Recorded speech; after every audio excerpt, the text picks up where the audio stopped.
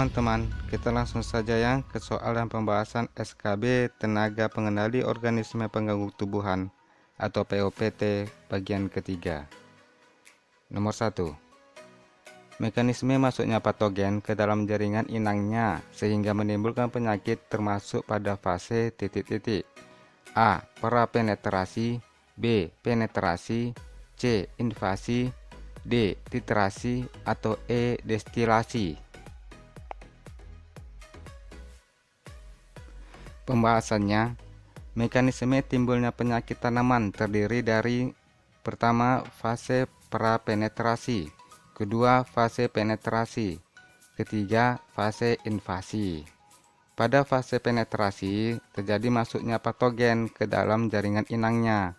Penetrasi langsung melalui luka atau lubang alami seperti hidatoda, stomata, nektartoda, dan dentisel. Patogen menetrasi permukaan daun langsung biasanya memproduksi enzim selulase, pektinase, dan kutinase. Jamur masuk melalui stomata, bakteri melalui luka, dan virus serta fitoplasma masuk melalui luka. Karena organisme ini super kecil, maka luka pun sangat kecil dan biasanya dibantu serangga hama. Jadi jawabannya adalah B, penetrasi. Saran saya, baca juga mekanisme fase prapenetrasi dan invasi. Nomor 2. Faktor lingkungan berpengaruh terhadap perkembangan penyakit tanaman.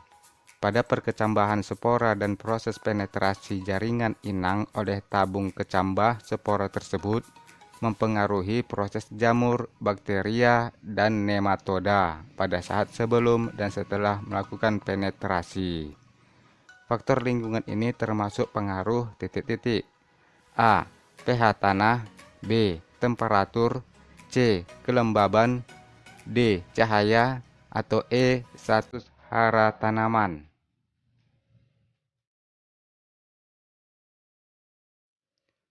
Pembahasannya, pengaruh kelembaban terjadi pada perkecambahan spora dan proses penetrasi jaringan inang oleh tabung kecambah spora tersebut.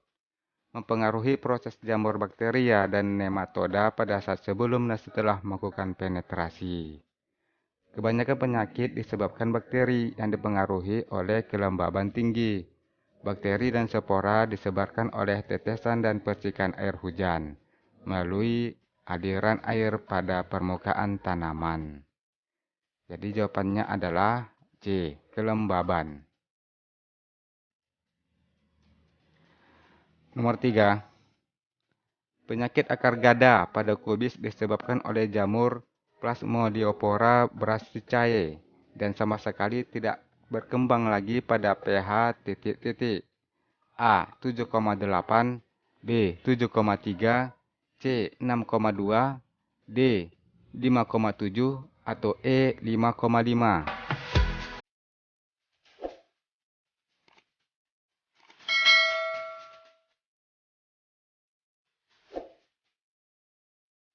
Pembahasannya, penyakit tanaman akan berkembang biak lebih baik di lahan dengan pH tanah yang sesuai dengan yang dibutuhkan oleh patogen.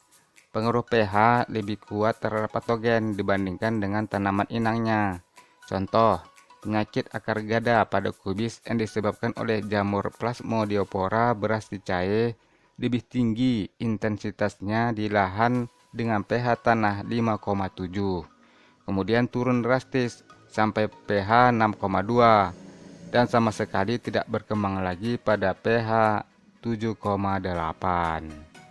Jadi jawabannya adalah A, 7,8. Nomor 4. Penyakit tanaman yang menular hanyalah disebabkan oleh penyebab biotik. Penularan terjadi jika titik-titik. A. Patogen menyerang secara membabi buta pada inang yang lain. B. Patogen berpindah-pindah tempat untuk membuat penyakit yang baru. C. Patogen membawa infeksi dari inang yang satu ke inang yang lain. D. Patogen pada suatu tanaman yang sakit tidak menghasilkan inokulum baru. dan berpindah ke inang yang lain dan menimbulkan infeksi. Atau E. Patogen pada suatu tanaman yang sakit menghasilkan inokulum baru dan pindah serta menimbulkan infeksi di inang yang lain.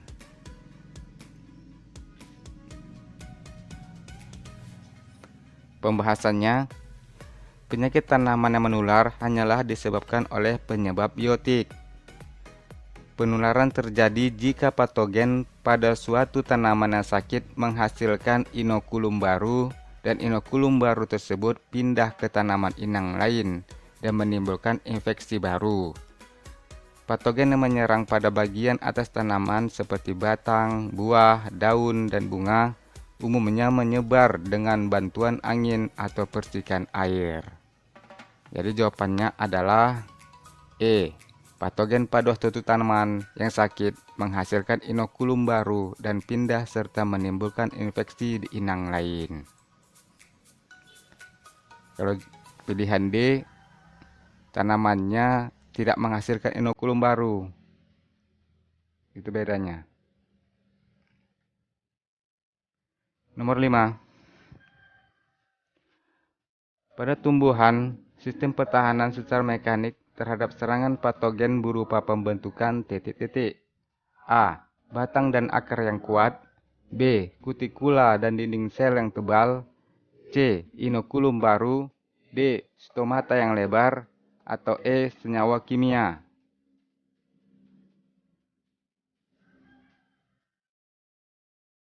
Pembahasannya, sistem pertahanan mekanik berupa pembentukan kutikula dan dinding sel yang tebal, sehingga sulit dipenetrasi oleh patogen. Stomata bercelah sempit, waktu dan lamanya stomata terbuka. Sedangkan sistem pertahanan kimiawi terjadi melalui senyawa kimia menghambat yang sudah dan sebelum infeksi patogen, ialah catechol yang diproduksi oleh kulit union atau bawang bombay berwarna merah, tetapi tidak untuk yang berwarna putih. Jadi jawabannya adalah B. Kutikula dan dinding sel yang tebal. Nomor 6. Suatu ketahanan tanaman yang derajat resistensinya tinggi dan dikendalikan oleh gen tunggal termasuk titik-titik. A. Ketahanan tak beraturan. B. Ketahanan beraturan. C. Ketahanan diagonal. D. Ketahanan vertikal. Atau E. Ketahanan horizontal.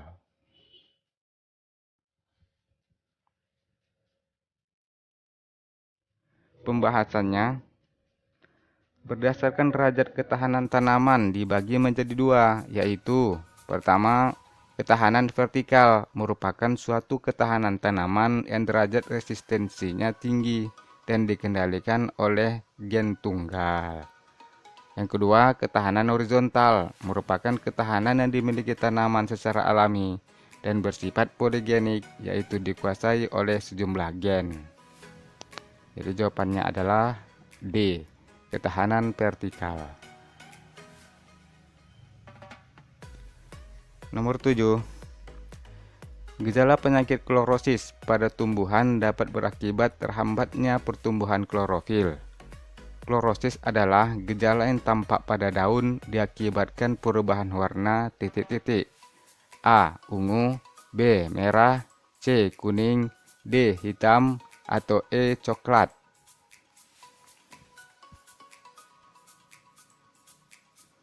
Pembahasannya, gejala penyakit pada tanaman didefinisikan sebagai perubahan fisik atau ukuran, bentuk, dan warna, atau fungsi dari jaringan, organ, atau tubuh tanaman yang mengindikasikan berkembangnya suatu penyakit. Contoh perubahan warna, klorosis adalah gejala yang diakibatkan menguning dan memucatnya daun akibat terhambatnya pembentukan klorofil, merupakan perubahan warna yang paling umum. Klorosis juga dapat diakibatkan oleh defisiensi unsur Fe, keracunan MO, MLO, infeksi virus, ataupun akibat serangan serangga yang menghasilkan racun. Jadi jawabannya adalah C. Kuning. Nomor 8. Kekurangan unsur hara ini pada tanaman akan mengakibatkan lebih lambat pertumbuhannya, sehingga tanaman tetap kecil dengan batang, daun, ranting yang juga berukuran kecil. Unsur hara yang dimaksud adalah titik-titik. A. Seng atau Zn, B. Nitrogen atau N, C. Kalium atau K, D. Magnesium atau Mg, atau E. Besi atau Fe.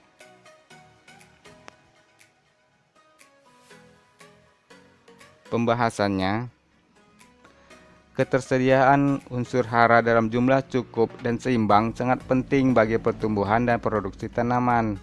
Defisiensi unsur hara dapat menyebabkan tanaman sakit, sedangkan kelebihan unsur hara juga dapat menimbulkan bagi tanaman. Pengaruh nitrogen misalnya, tanaman yang kekurangan nitrogen lebih lambat pertumbuhannya sehingga tanaman tetap kecil dengan batang, daun, ranting yang juga berukuran kecil. Jadi jawabannya adalah B. Nitrogen. Nomor 9.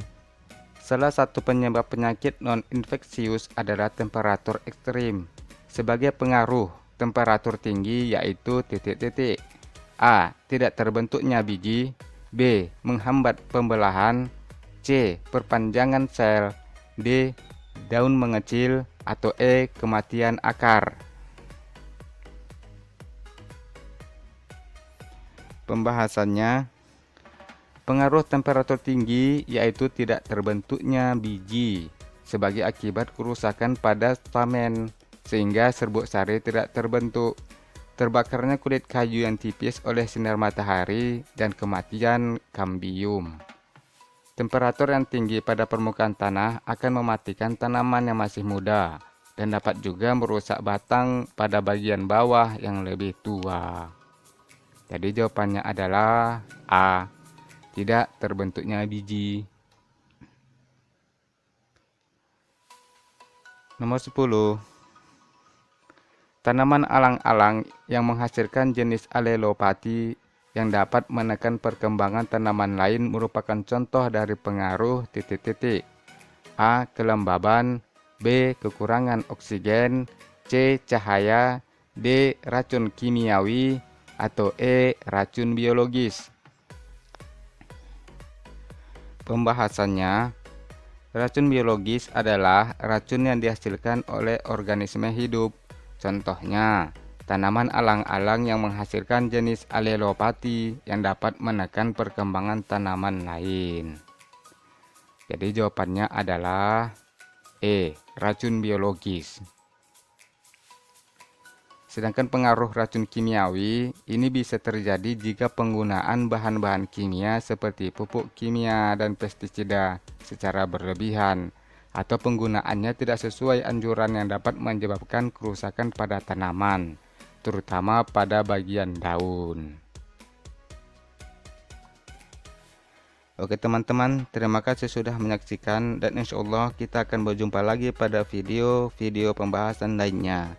Assalamualaikum warahmatullahi wabarakatuh, dan sampai jumpa.